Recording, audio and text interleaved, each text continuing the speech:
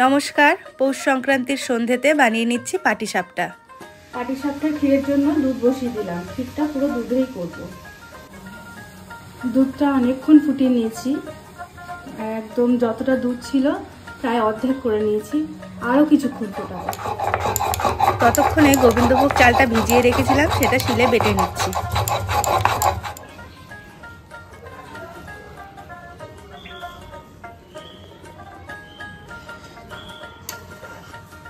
ক্ষীরের দুধটা হয়ে গেছে, পুরো ঘন হয়ে গেছে, এই দেখুন পুরো ক্ষীর হয়ে গেছে। অনেকে খোয়া ক্ষীর মেশায়, কিন্তু আমি খোয়া ক্ষীর মেশাই না। এবার দুধটার মধ্যে দিয়ে দিচ্ছি চিনি আর গুড়। গুড়টা এত সুন্দর দেখতে, খেতেও খুব ভালো হবে নিশ্চয়ই।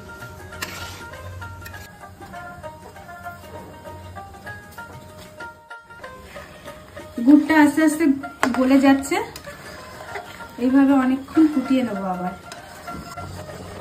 খুব সুন্দরভাবে গুড় দিয়ে ক্ষীরটা ঘন হয়ে গেছে। এখন অনেকক্ষণ ফুটিয়ে নিয়েছি। মিষ্টিটা একটু পারফেক্ট করার জন্য 1 চিমটে একটু নুন দেবো। এটা আমি দেই, আপনারা নাও দিতে পারেন। আর এই যে দেখুন থিকনেসটা, আর একটু ঠিক করার জন্য গোবিন্দভোগ চাল ভিজিয়ে বেটে রেখেছি, সেটা দিয়ে দেবো।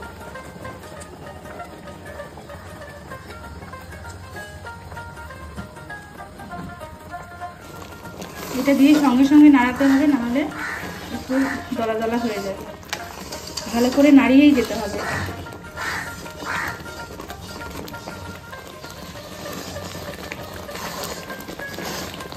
ক্ষীরটা হয়ে গেছে, এবার নামিয়ে নেব। এটাই ঠান্ডা হয়ে গেলে আরো জমে যাবে।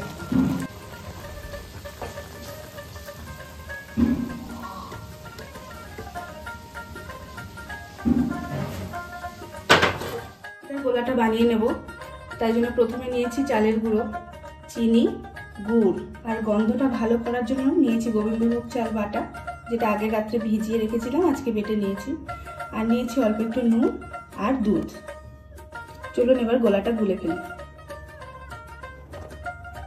চালের গুঁড়ো দিয়ে দিচ্ছি,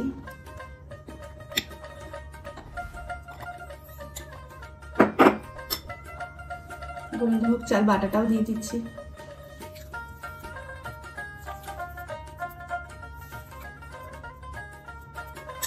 পরিমাণ মতো চিনি দিয়ে দেবো,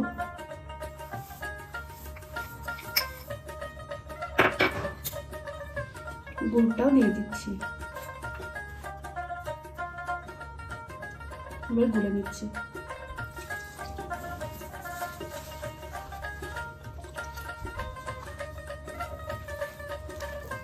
এবার দুধটা দিয়ে দিচ্ছি।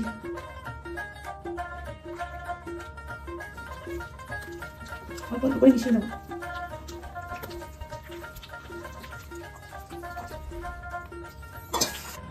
গোলাটা গোলা হয়ে গেছে, এই যে এরকম কনসিস্টেন্সিটা থাকবে।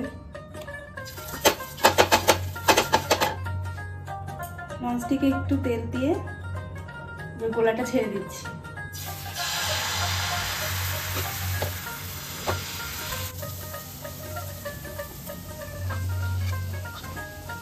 এবার ক্ষীরটা দিয়ে দিচ্ছি।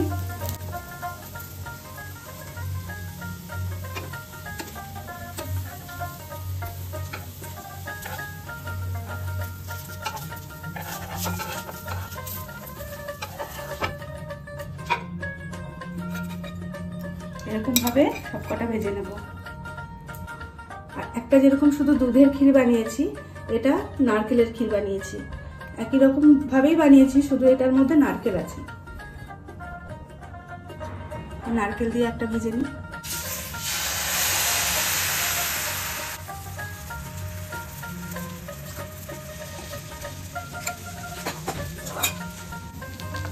উল্টে নিচ্ছি।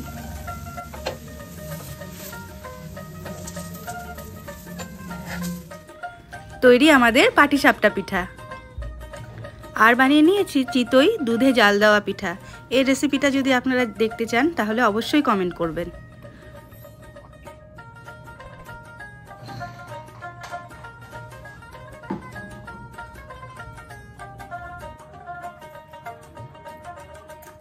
ও,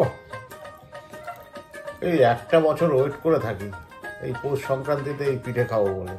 এত অসাধারণ পিঠা, পাটিসাপটা পিঠা, একটা ক্ষীর দিয়ে আর একটা নারকেলের কি নারকেল। যাই হোক, দুটোই খুব অসাধারণ হয়েছে। বিশেষ করে ক্ষীরেরটা এক বছর ওয়েট করে থাকি এটা খাওয়ার জন্য। ডিলিশিয়াস।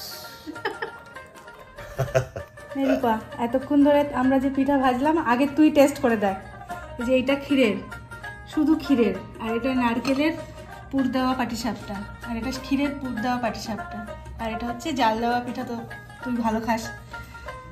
আচ্ছা, সবার আগে সকলকে পৌষ পার্বণের অনেক অনেক শুভেচ্ছা এবং অভিনন্দন। আপনাদের সবার বাড়িতে নিশ্চয়ই পিঠে বানান, আমরাও বানিয়েছি। এবার খেয়ে দেখি কিরকম হয়েছে।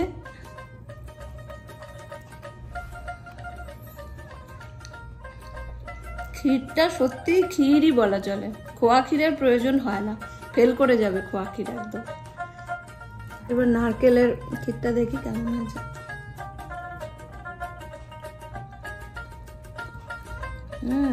নারকেলটা তো ভালোবাসি খুব, আর গুড়ের গন্ধটা এত ভালো আসছে, খুবই ভালো লাগছে খেতে। গুড়টাই খুব ভালো, বল। দারুণ গুড়টা। আর আমি যেটা তরসইতে পারছি না একদম, সেটা হচ্ছে এটা আমি ভীষণ ভালোবাসি।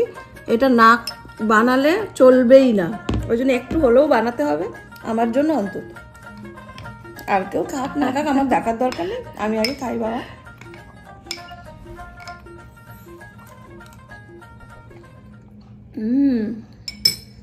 আর কিছু বলতে পারছি না, এত ভালো হয়েছে, খুবই ভালো হয়েছে। এটা কালকে আরো বেশি ভালো লাগবে, বল। খুব ভালো হয়েছে, দারুণ হয়েছে। আবার আপনাদের সবাইকে পৌষ পার্বণের শুভেচ্ছা।